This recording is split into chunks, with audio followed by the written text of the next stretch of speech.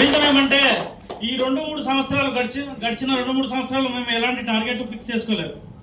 ఎప్పుడైతే మా కంపెనీ వచ్చిందో, సో మేము ఎప్పుడు స్టార్ట్ చేశామో మన ప్రొడక్ట్, మన కంపెనీ, మన సారు, సో మన టీము, మన ఆంధ్ర, సో మన నంద్యాల, మన అనుకుని ఎప్పుడైతే పని చేశామో ఆ రోజు నుంచి రిజల్ట్ వచ్చింది సార్.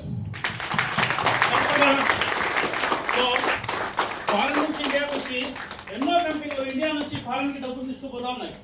కరెక్టా కదా? సో మనం ఇండియాలో పుట్టి ఒక ఇండియన్ కంపెనీని సెలెక్ట్ చేసుకొని ఇండియాని ఎందుకు డెవలప్ చేయకూడదు? కరెక్టా సార్? సో అలాగే మన ఆంధ్ర ఎందుకు డెవలప్ చేయకూడదు అనే ఉద్దేశంతోనే సార్ స్టార్ట్ చేయడం జరిగింది. అందుకే ఇండియాలో విక్టర్స్ లైసెన్స్ అనే కంపెనీకి 9 హెడ్ ఆఫీసులు ఉంటే రిజిస్టర్డ్ ఆఫీసు ఆంధ్రప్రదేశ్ ఉంది సార్, ఏపీ విజయవాడ. ఎందుకు పెట్టాలంటే సార్ చెప్పిన ఒకే విషయం ఏంటంటే, ఇది చెప్పొచ్చా లేదో నాకు తెలియదు, బట్ ఇండియాలో 22-23 స్టేట్లలో మన బిజినెస్ జరుగుతా అంటే అక్కడ వచ్చే మొత్తం మనీని ఎక్కడ ట్యాక్స్ పే చేయాలి? ఎక్కడైతే రిజిస్టర్ ఆఫీస్ ఉందో అంటే మన ఏపీకి ట్యాక్స్ పే చేయాలి. మనం కూడా పుట్టినందుకు ఏపీలో ఖచ్చితంగా మనం కూడా మన ఏపీకి కొంచెం హెల్ప్ చేయాలనే ఉద్దేశంతో సార్ చేయడం జరిగింది. సో నిజమే కదా అనే ఉద్దేశంతో ఆ పాయింట్ చెప్పినప్పటి నుంచి ఫుల్గా హార్ట్ఫుల్గా వర్క్ చేస్తా ఉన్నాము. బట్ అంత సులభంగా అయితే సక్సెస్ రాలేదు. కారణం ఏంటంటే అందరూ ఇలాగే రిజెక్షన్స్ వస్తూ ఉంటే వింటూ ఏంటి సార్, కొంతమంది క్విట్ అయితే వచ్చినారు, కొంతమంది స్టార్ట్ అయితే వచ్చినారు, బట్ మా జర్నీ అయితే ఆగలేదు.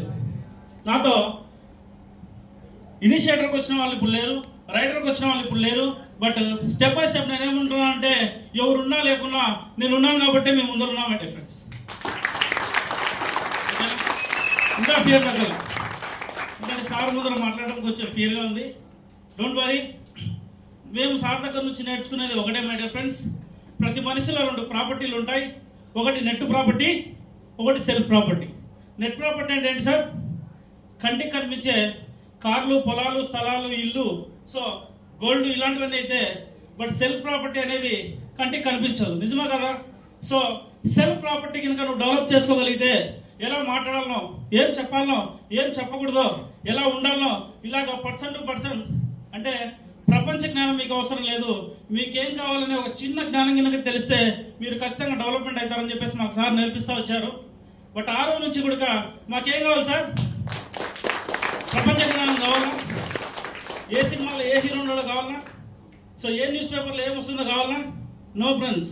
సో నాకేం కావాలంటే ఈ ప్రొడక్ట్లో 4 ఇంగ్రీడియంట్స్ ఎలా పనిచేస్తాయి, 36 ఇంగ్రీడియంట్స్లో ఒక్కొక్క ఇంగ్రీడియంట్ ఎలా బెనిఫిట్ అవుతుంది, కరెక్టా కదా?